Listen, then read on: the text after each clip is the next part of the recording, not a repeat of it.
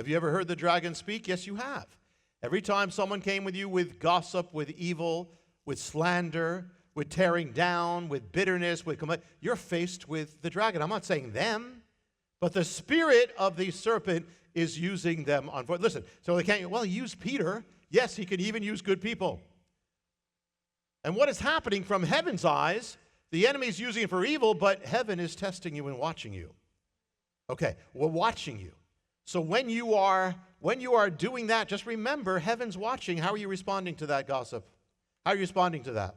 You know, there's a scripture that actually says, it says that if there are divisions among you, it is actually a test. God is using, if there are factions, divisiveness in a congregation, God is using it to see who is standing, who is his.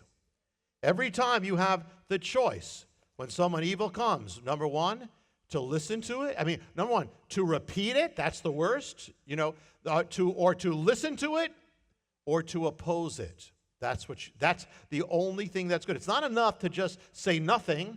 It's not enough to not go along with it when somebody's doing something. If you're confronted with evil, you have to oppose evil. If you are strong of God, you have to do that. You know, he's testing his bride. When there's gossip, Jesus said, when you do it to the least of these, you did it to me. So, you know, when the person's talking about that person right now has become the least of these. You're doing it to him. Would you do unto others as you would to you. You would have it done to you. Turn around. If people were speaking about you, what would you want your friend to do? Would you want your friend to join in? Of course not. Would you want your friend to say nothing? No. You'd want your friend to stop it. Do unto others as you would have them do to you. And charge that person, go back and build that person up. Where you tore them down, you go back to those people and build it up. Now, what if the bad word has some truth to it? What do the righteous do? Well, Noah was, he's a hero of the Bible, but you don't see in the coloring books anything ever depicting when Noah got drunk and had his clothes off, was naked. That was true, but what do the righteous do? Well, one of his sons went over and said, hey, look what's happening with Dad. That was gossip. The other ones wouldn't even look, and they backed up and they covered him up.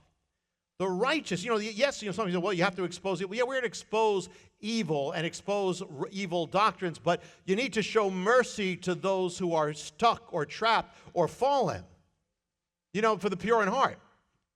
There was a person once who came to the congregation and was full of accusations against godly people. And so he stepped in and said, you can't do this. You can't do this. They had nothing. You can't do it. Finally, they turned that on us. They said, why are you protecting them? You must have something to hide. Such people become accusers of brethren, and they are used by the accuser of the brethren. Even some ministers. In the body, on the radio, on the web. Hi, I'm Jonathan Cahn. Thanks for checking out my YouTube channel. I hope you were blessed with the video. Make sure you hit the subscribe button and tap the bell icon so you're notified every time a new video is posted. Feel free to share your reactions with your comments and how you were blessed. And share this video with your friends. Thanks for watching. See you next time.